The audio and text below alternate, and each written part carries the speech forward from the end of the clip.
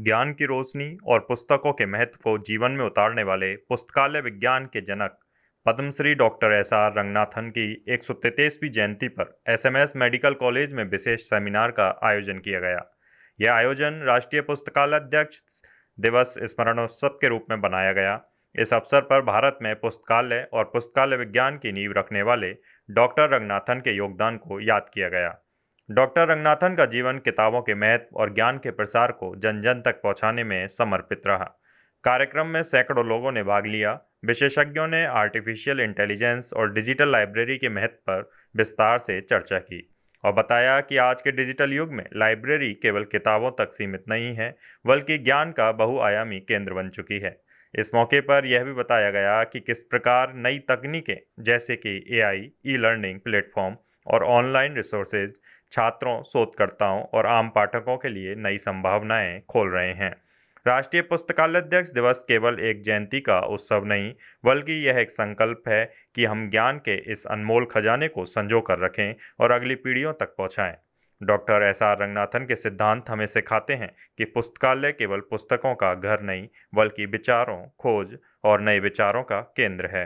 पुस्तकालय विज्ञान के जनक माने जाते हैं। उस व्यक्ति के जन्मदिन के उपलक्ष्य में ये आज आयोजन हो रहा है। हर साल होता है, लाइब्रेरी डे मनाते हैं। तो ये श्याली रामामृता रंगनाथन इनका नाम था और पूरी दुनिया में पुस्तकालय विज्ञान में इन्होंने जो कुछ भी कहा उसको एक पत्थर की लकीर के रूप में माना गया। तो इन्होंने कोई मेरे ख्याल 60-70 किताबें लिखी हैं, 2-4 हज़ार लेख लिखे हैं और नए नए इन्होंने ये ओरिजिनली तो गणित के वो थे शिक्षक, और इन्होंने पुस्तकालय विज्ञान में इंग्लैंड में जाके पढ़ाई करी, फिर यहाँ पर कार्य किया। और जैसे यूनिवर्सिटी ग्रांट विश्वविद्यालय अनुदान आयोग है, उन्होंने इसको नेशनल रिसर्च प्रोफेसर का खिताब दिया। राव साहब खिताब दिया ब्रिटिश गवर्नमेंट में, जब ये 47 से पहले की बात है। पद्मश्री इनको मिली। तो इन्होंने अत्यधिक कार्य किए। तो इनके सम्मान में हम ये दिन आयोजित करते हैं और ये देखते हैं कि आज के संदर्भ में इनकी कही हुई बातों का क्या असर होना चाहिए, क्योंकि इनके समय में ये आर्टिफिशियल इंटेलिजेंस तो नहीं था और जो आधुनिक सूचना संचार वैज्ञानिक ये तत्व हैं ये भी नहीं थे इतने। लेकिन इनके जो इन्होंने 5 लॉज बनाए थे, 5 सूत्र थे विज्ञान के, पुस्तकालय विज्ञान के, वो इतने सिंपल हैं जैसे कि पुस्तक उपयोग के लिए है, ऐसे साधारण सूत्र थे।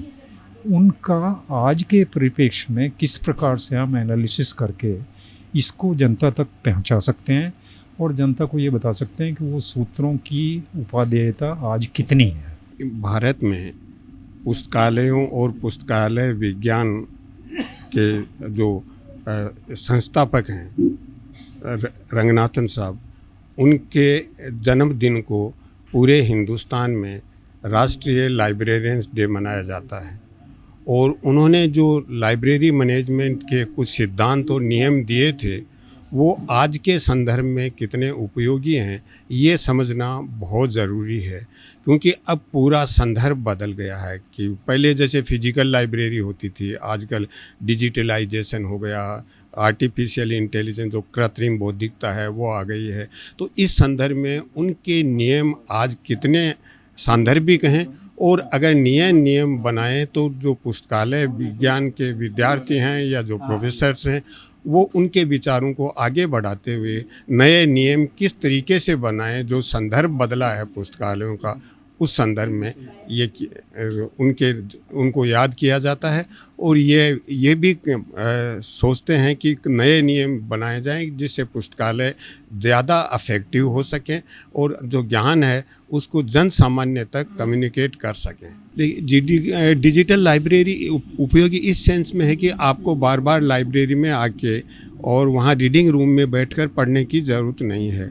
आपके पास पासवर्ड होगा, उससे आपके जो भी आप कनेक्ट करना चाहें, जो मटेरियल अवेलेबल है किसी लाइब्रेरी में, तो वो सबको पास नहीं होता है पासवर्ड, जो मेंबर होते हैं उनको देते हैं, तो उससे वो उसमें एंटर हो जाते हैं और मटेरियल घर बैठे अपने बेडरूम में भी पढ़ सकते हैं। तो उनको बार बार यहाँ रीडिंग रूम में आके फिजिकली प्रेजेंस की ज़रूरत नहीं होती है। इससे उनको बहुत मदद मिलती है। ऑफिस में भी बैठे भी पढ़ सकते हैं, घर में भी, बेडरूम में भी पढ़ सकते हैं। तो ये बहुत ही अच्छी सुविधा है।